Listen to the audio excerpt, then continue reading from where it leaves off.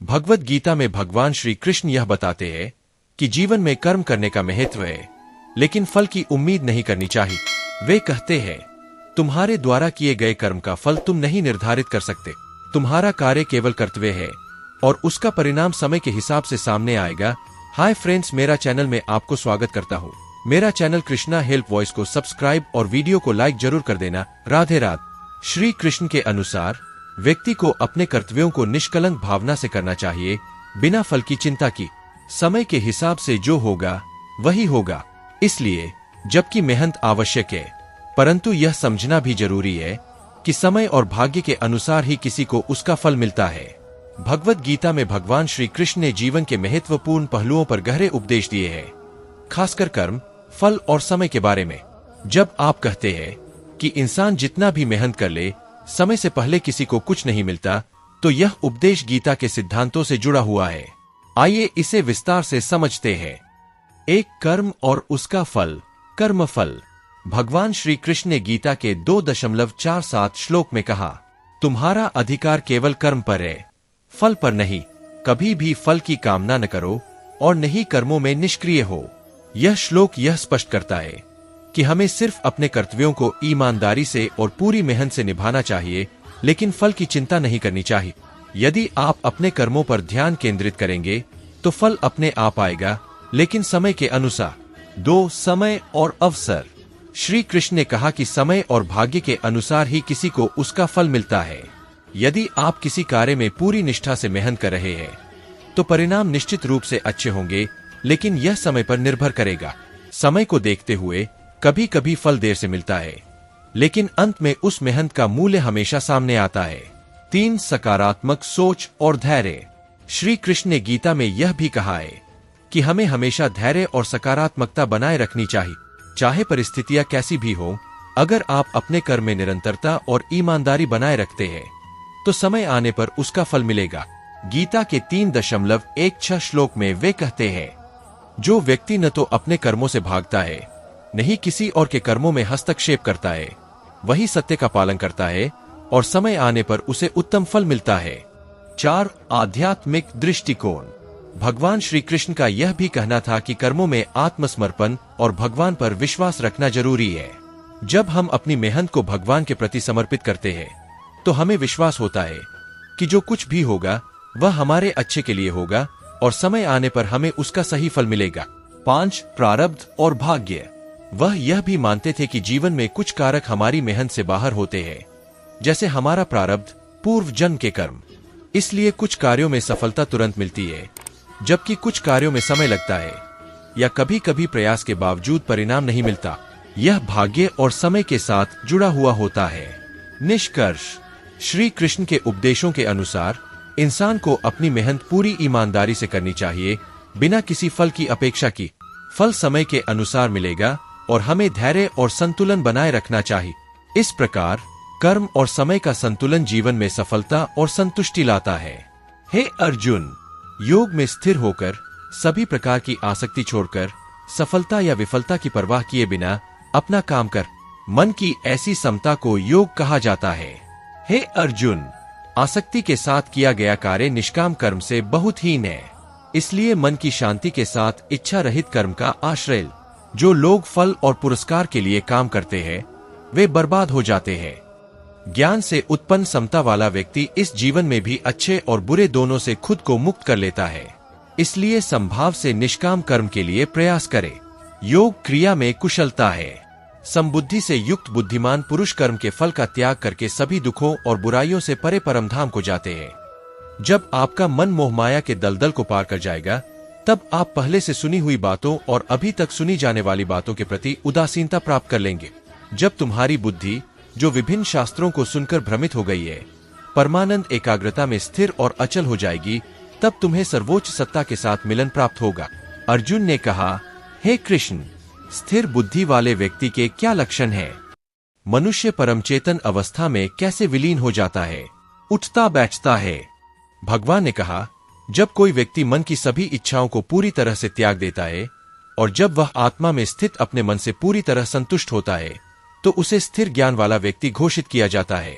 जिसका मन दुहक में व्याकुल नहीं होता, जो सुखों की लालसा नहीं करता तथा रागद्वेष से मुक्त है, वही स्थिर बुद्धि वाला मुनि कहलाता है, जिसे कहीं भी किसी भी चीज से कोई लगाव नहीं है, जो अच्छी और बुरी चीजें होने पर खुशी और नफरत नहीं करता है, उसकी बुद्धि स्थिर और स्थिर है। जब योगी कछुए की तरह अपने अंगों को अपने ही खोल में वापस खींच लेता है, सभी इंद्रियों को इंद्रिय विषयों से हटा लेता है, तो उसकी बुद्धि दृढ़ता से स्थिर हो जाती है। जब मनुष्य इंद्रियों को हटाकर इंद्रिय विषयों को अस्वीकार कर देता है, तभी वह इंद्रिय जगत से मुक्त हो जाता है। उनके प्रति चाहत या स्वाद आज भी मन में बना हुआ है। स्वयं का साक्षात्कार होने पर यह लालसा भी दूर हो जाती है। हे अर्जुन, अशांत इंद्रिया विद्वान व्यक्ति के मन को भी हर लेती है, भले ही वह उन्हें नियंत्रित करने का प्रयास कर रहा। समस्त इंद्रियों को वश में करके सूर्युक्त को मुझ पर स्थिर होकर बैठना चाहिए। जिसकी इंद्रिया वश में है, उसकी बुद्धि स्थिर है। जैसे ही मनुष्य इंद्रिय विषयों का चिंतन करता है, उनके प्रति आसक्ति उत्पन्न होती है। आसक्ति से उनकी इच्छा पैदा होगी, इच्छा से क्रोध उत्पन्न होता है, क्रोध से मोह उत्पन्न होता है, मोह से स्मृति हानि होती है, स्मृति हानि से विवेक का नाश होता है, और विवेक के नाश से वह नष्ट हो जाता है। परंतु आत्मसंयमी पुरुष आकर्षण और विकर्षण से मुक्त होकर विषयों के बीच घूमते हुए भी अपनी इंद्रियों को संयम में रखकर शांति प्राप्त करता है। जब मनुष्य को शांति प्राप्त होती है, तो असंतुलित मन और विद्रोही इंद्रियों के कारण होने वाले सभी दुख और पीड़ा समाप्त हो जाती है। शांति और पवित्रता से मन शीघ्र ही आत्मा में स्थित हो जाता है। जिस मनुष्य का मन उसके वश में नहीं होता, उसे न तो आत्मज्ञान होता है और न ही चिंतन। चिंतन के बिना उसे शांति नहीं मिल सकती, और शांति के बिना उसे सुख कैसे मिल सकता है। जैसे तेज हवा पानी में नाव को उड़ा ले जाती है, वैसे ही इंद्रियों में से एक भी जिस पर मन केंद्रित होता है, भेदभाव को दूर ले जा सकती है। हे अर्जुन, उसका ज्ञान स्थिर होता है, जिसकी इंद्रियां सभी इंद्रिय विषयों से पूर्णतया संयमित होती है। 2.68 वह जो सभी प्राणियों के लिए रात्रि है, उसमें ऋषि जागता है। जहां सभी प्राणी जाग रहे हैं, वह ऋषि के लिए रात है, जो स्वयं देखता है। जिस प्रकार समुद्र चारों ओर से बहकर आने वाले जल से भरा रहता है और स्थिर रहता है, उसी प्रकार जिस मनुष्य में सारी इच्छाएं प्रवाहित होती है, परंतु वह तनिक भी प्रभावित नहीं होता, उसे शांति मिलती है। न कि वह व्यक्ति जो कामनाओं की लालसा करता है। वह मनुष्य जो इच्छाओं से पूर्णतः मुक्त, लालसा रहित, मैं और मेरा की भावना से रहित रहता है, शांति प्राप्त करता है। इस ब्राह्मी अवस्था को प्राप्त करके मनुष्य मोह में नहीं पड़ता। इसमें स्थापित होकर जीवन के अंत में भी मनुष्य ब्रह्मा मोक्ष से एकाकार हो जाता है। यह सिद्ध करना कि निर्धारित कर्तव्यों का अनासक्त पालन ही जीवन का सर्वोत्तम मार्ग है। फल की इच्छा के बिना किया गया कर्म ही योग है। यह दर्शाना संसार में यज्ञ की आवश्यकता है। उन्होंने कहा कि ज्ञान के ऋषि और भगवान मानवता और सृष्टि की भलाई के लिए काम करते हैं। ज्ञानी और अज्ञानी में भेद करना तथा मनुष्यों को राग और द्वेष से मुक्त होकर कार्य करने का उपदेश देना, काम और क्रोध का वर्णन और उन पर विजय पाने का उपाय बताना। अर्जुन ने कहा, हे कृष्ण, यदि आपकी धारणा यह है कि ज्ञान कर्म से श्रेष्ठ है, तो आप मुझे युद्ध के इस भयानक कार्य में क्यों शामिल करते हैं? इन विरोधाभासी शब्दों से आप मेरी समझ को भ्रमित कर रहे हैं। आप मुझे वह एक कार्य अवश्य बताइए जिससे मैं परम लक्ष्य को प्राप्त कर सकूं। भगवान ने कहा, हे निष्पाप अर्जुन, प्राचीन काल में मेरे द्वारा आध्यात्मिक वर्णन के 2 मार्गों का वर्णन किया गया था। ज्ञान के मार्ग के अनुयायियों के लिए ज्ञान योग और कर्म के मार्ग के अनुयायियों के लिए कर्म योग। मनुष्य केवल कर्म न करने से ब्रह्मा की क्रियारहित अवस्था से मेल नहीं खाता है, नहीं वह केवल त्याग से पूर्णता प्राप्त करता है। कर्म किए बिना कोई एक क्षण भी नहीं रह सकता। प्रत्येक व्यक्ति को उसकी इच्छा के बिना प्रकृति से उत्पन्न गुणों द्वारा कार्य कराया जाता है। जो मोहग्रस्त मनुष्य कर्मेंद्रियों को रोककर मन से इंद्रिय विषयों का चिंतन करता है, वह पाखंडी कहलाता है। परंतु हे अर्जुन, जो मन से इंद्रियों को वश में करता है और बिना आसक्ति के अपनी कर्मेंद्रियों द्वारा कर्मयोग का अभ्यास करता है, वह सर्वश्रेष्ठ है। शास्त्र विहित कर्म करना अकर्मण्यता से श्रेष्ठ है। निष्क्रियता से आपके लिए शरीर का भरण पोषण भी संभव नहीं होगा।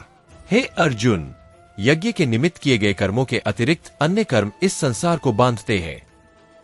आसक्ति रहित होकर त्याग हेतु कर्म कर। आदि में यज्ञ सहित मानव जाति की रचना करने के बाद ब्रह्मा निर्माता ने कहा, इसके द्वारा तुम प्रचार करोगे। यह आपके लिए इच्छाओं की दूध देने वाली गाय, इच्छा पूरी करने वाली स्वर्गीय गाय कामधेनु होगी। यज्ञ द्वारा देवताओं का पोषण करो और वे तुम्हारा पोषण करेंगे, और इस प्रकार मनुष्य और देवता दोनों एक दूसरे का पोषण करेंगे, तुम परम कल्याण प्राप्त करोगे। यज्ञ से पोषित होकर देवता तुम्हें इच्छित भोग प्रदान करते हैं। जो मनुष्य देवताओं द्वारा दी गई वस्तुओं को बिना अर्पित किए ही भोगता है, वह सचमुच चोर है। जो धर्मात्मा लोग यज्ञ में देवताओं को भोजन अर्पित करते हैं और उसके अवशेष को खाते हैं, वे सभी पापों से मुक्त हो जाते हैं। परंतु जो अपनी आवश्यकता पूरी करने के लिए भोजन पकाते हैं, वे पापी है और सचमुच पाप ही खाते हैं। प्राणी अन्न से उत्पन्न होते हैं, अन्न वर्षा से उत्पन्न होता है, वर्षा यज्ञ से उत्पन्न होती है, यज्ञ क्रिया से उत्पन्न होता है, क्रिया वेद से उत्पन्न होती है, वेद अविनाशी परमात्मा से उत्पन्न होते हैं। इसलिए जान लो कि यज्ञ में परमात्मा प्रतिष्ठित है। जो मनुष्य इस प्रकार घूमने वाले चक्र का पालन नहीं करता, वह इंद्रिय सुखों में आनंदित रहने वाला पापी है और वह व्यर्थ जीवन जीता है। लेकिन जो आनंदित है, जो संतुष्ट है, जो केवल आत्मा में ही खुशी पाता है, उसके पास करने के लिए कोई काम नहीं है। उसके लिए इस संसार में किए गए या न किए गए काम से कोई मतलब नहीं है। वह किसी वस्तु के लिए किसी प्राणी पर निर्भर नहीं रहता। इसलिए जो काम करना चाहिए उसे सदैव बिना आसक्ति के अच्छे से करना चाहिए। जो व्यक्ति अनासक्त भाव से सभी निर्धारित कर्तव्यों का पालन करेगा, वह परमगति को प्राप्त करेगा। राजा जनक तथा अन्य लोगों को कर्म द्वारा सिद्धि प्राप्त हो। जनता को सही रास्ता दिखाने की आवश्यकता को ध्यान में रखते हुए भी आपको कार्य करना चाहिए। एक महान व्यक्ति जो कुछ भी करता है, वही अन्य लोग भी करते हैं। वह जो कुछ भी मानक के रूप में स्थापित करता है, दुनिया उसका अनुसरण करती है। तीनों लोकों में मेरा कोई कर्तव्य नहीं है। मेरे लिए कुछ भी अप्राप्य या पाने योग्य नहीं है, और फिर भी मैं काम में भी लगा हुआ हूँ। यदि मैं विश्राम के बिना सदैव कर्म में संलग्न नहीं रहता तो मनुष्य हर प्रकार से मेरे ही मार्ग का अनुसरण करते हैं। हे अर्जुन, यदि मैं कर्म न करूँ तो ये लोक नष्ट हो जाएंगे। मैं प्रजातियों के भ्रम और इन प्राणियों के विनाश का कारण बनूंगा। हे अर्जुन, जिस प्रकार अज्ञानी मनुष्य कर्म में आसक्ति रखकर कार्य करते हैं, उसी प्रकार बुद्धिमानों को संसार के कल्याण के लिए आसक्ति रहित होकर कार्य करना चाहिए। बुद्धिमान व्यक्ति को कर्म में आसक्त अज्ञानियों के मन को परेशान और भ्रमित नहीं करना चाहिए। उन्हें समस्त कर्मों को यौगिक समत्व से करके अज्ञानी से भी वैसा ही कराना चाहिए। प्रकृति के गुणों के कारण सभी मामलों में कर्म होते हैं, लेकिन जिसका मन अहंकार से मोहित हो जाता है, वह सोचता है मैं करता हूँ। हे महाबाहु अर्जुन, लेकिन सत्य का ज्ञाता गुणों और कार्यों के विभाजन को समझता है। वह जानता है कि इंद्रियों के रूप में गुण इंद्रियों के विषयों के बीच कार्य करते हैं, और वह सर्वोच्च आत्मा के रूप में उनसे प्रभावित नहीं होता है। इस प्रकार जानकर वह अनासक्त रहता है। ज्ञानी व्यक्ति को उन अपूर्ण समझ वाले पुरुषों के मन को भ्रमित नहीं करना चाहिए, जो प्रकृति के गुणों से भ्रमित होकर भौतिक जगत में कर्म से जुड़े हुए हैं। मुझ में अपने मन को स्थिर करके सभी कर्मों को त्याग कर, आशा और अहंकार से मुक्त होकर, मानसिक व्याकुलता के बिना युद्ध कर। जो मनुष्य श्रद्धा पूर्वक और दुर्भावना से मुक्त होकर मेरी इस शिक्षा का आचरण करते हैं, वे भी कर्म बंधन से मुक्त हो जाते हैं। परंतु जो लोग मेरी शिक्षाओं पर अड़े रहते हैं और उस पर अमल नहीं करते, उन्हें सभी ज्ञान में भ्रमित, भेदभाव से रहित और विनाश के लिए अभिशप्त मनुष्य के रूप में जाने। बुद्धिमान व्यक्ति भी अपने स्वभाव के अनुसार कार्य करता है। प्राणी प्रकृति का अनुसरण करते हैं। संयम क्या कर सकता है? प्रत्येक इंद्रिय में इंद्रियों के विषयों के प्रति आकर्षण और विकर्षण विद्यमान रहता है। किसी को उनके बहकावे में नहीं आना चाहिए, क्योंकि वे मनुष्य के शत्रु हैं। किसी का स्वयं का कर्तव्य जो खराब रंग से निभाया गया हो और बिना योग्यता के हो, दूसरे अच्छे ढंग से निभाए गए कर्तव्य से बेहतर है। अपने कर्तव्य का पालन करने में मृत्यु ही श्रेयस्कर है। दूसरे का कर्तव्य भय से भरा होता है। अर्जुन ने कहा, हे कृष्ण, मानो बल से विवश होकर मनुष्य अपनी इच्छा के विरुद्ध भी पाप करता है। धन्य भगवान ने कहा, यह इच्छा है, यह क्रोध है, जो रजोगुण कर्म के आवेग से पैदा हुआ है, सर्वभक्षी और सर्वबुरा है। इसे ही यहाँ शत्रु जान। जैसे अग्नि धुएं से, दर्पण धूल से, भ्रूण भ्रूण आशय से ढका रहता है, वैसे ही यह आत्मा का ज्ञान काम और क्रोध से ढका रहता है। हे अर्जुन, आत्मज्ञान अग्नि के समान अतृप्त इच्छा रूपी बुद्धिमानों के इस शाश्वत शत्रु से ढका हुआ है। इंद्रिया, मन और बुद्धि काम का स्थान है। उनके माध्यम से कार्य करते हुए इस काम ने ज्ञान पर पर्दा डालकर देहधारियों को भ्रमित किए। हे अर्जुन, अतएव प्रारंभ में इंद्रियों को वश में करके ज्ञान और आत्मज्ञान को नष्ट करने वाले इस पापी काम को अवश्य मार डाल। वे कहते हैं कि इंद्रिया शरीर से श्रेष्ठ है, इंद्रियों से श्रेष्ठ मन है, मन से श्रेष्ठ बुद्धि है, लेकिन बुद्धि से भी श्रेष्ठ वह आत्मा है। हे महाबाहु अर्जुन, इस प्रकार बुद्धि अर्थात आत्मा से बढ़कर क्या है, यह जानकर और बुद्धि द्वारा मन को नियंत्रित करके इच्छा रूपी शत्रु काम पर विजय प्राप्त करे, जिस पर विजय पाना वास्तव में कठिन है। योग प्रवचन के मुख्य बिंदु: भगवान की शक्ति और निष्काम कर्म का उल्लेख, ज्ञानी का शुद्ध आचरण, विभिन्न यज्ञों का वृत्तांत तथा ज्ञान यज्ञ की श्रेष्ठता, ज्ञान की अद्भुत प्रभावकारिता। भगवान ने कहा, यह अविनाशी कर्मयोग और उससे उत्पन्न ज्ञान मैंने सृष्टि के आरंभ में विवस्वान सूर्य को सिखाया था। विवस्वान ने अपने पुत्र मनु को और मनु ने अपने पुत्र इक्ष्वाकु को इसकी शिक्षा दी।